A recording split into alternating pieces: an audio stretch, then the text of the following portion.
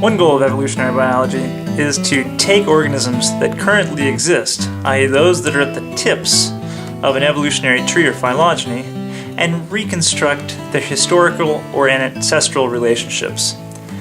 However, what happens is we get into the woods with confusing tree terms: monophyly, paraphyly, and polyphyly. So let's go over some quick definitions. Monophyly is a group, so a group on a tree, that includes the common ancestor. And so here's the ancestor that is shared by all of the organisms that I've pictured within this circle.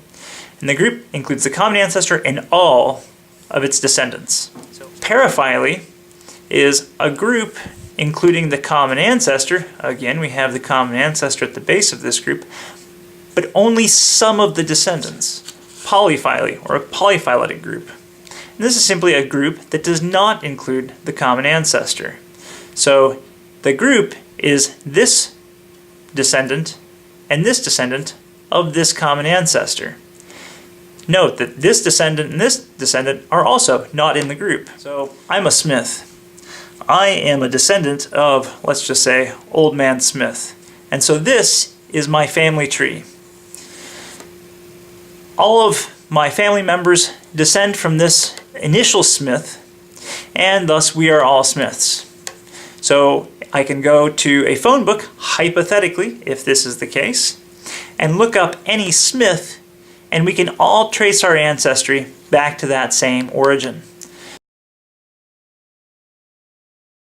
We might have an ancestor that carried a name, but people can change their names. And so in this particular drawing, one person, one of the ancestors of Old Man Smith, who is a Smith by ancestry, changed their name to Brown. Here's our Old Man Smith, and just like before in the monophyletic example, here's a monophyletic group, Old Man Smith, plus all his descendants are in the Smith group.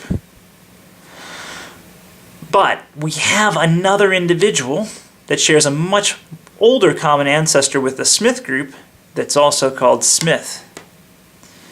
Well, maybe this was a different last name and they changed names to Smith because really, let's be honest, everyone wants to be a Smith.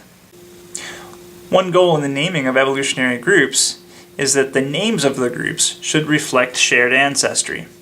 Another way of saying that is that groupings should be monophyletic. We must keep in mind that the phylogeny is a hypothesis. It's our best guess based on evidence of the historical or ancestral relationships among the groups that are on the tree. We have humans on this part of the tree, chimpanzees, gorillas, and orangutans.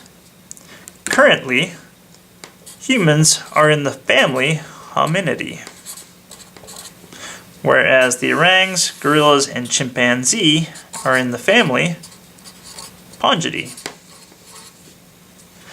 Well, right logic would say that this is a pongid. The common ancestor of all of these is a pongid, and so Pongidae is a paraphyletic group. To make this Pongidae a monophyletic group would require we get rid of this as a classification and include humans in the group Pongidae. Conversely, we can get rid of the group Pongidae and call the whole thing Hominidae. It's really your choice.